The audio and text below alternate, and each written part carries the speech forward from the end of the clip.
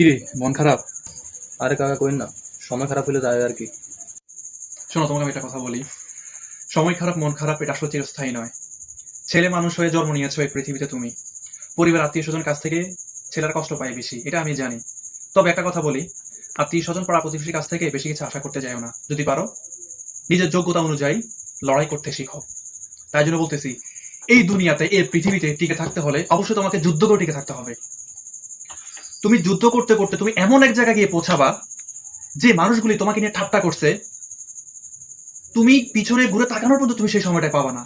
কিন্তু তখন ওই যে লোকগুলো তোমাকে নিয়ে ঠাট্টা মশারি করছে, সেই লোকগুলো তোমাকে দেখে আফসোস করবে। আর যে পিছনে যে ঘুরে তাকানোর, সেই লোকগুলো কিন্তু পিছনে থাকবে। তাই জন্য বলতেছি, সময় কখনো একরকম থাকে না। পরিশ্রম করে যাও। পরিশ্রম করতে করতে করতে করতে এমন এক জায়গায় পৌঁছাবা ইনশাআল্লাহ, তখন তোমাকে কেউ থামায় রাখতে পারবে না। তাই জন্য বলতেছি, মন খারাপ করিও না। তাই জন্য আমি তোমাকে বলতেছি, জীবন কখনো এক জায়গায় দাঁড়িয়ে থাকে না। কঠিন সময় শেষ হয়ে যাবে ইনশাআল্লাহ।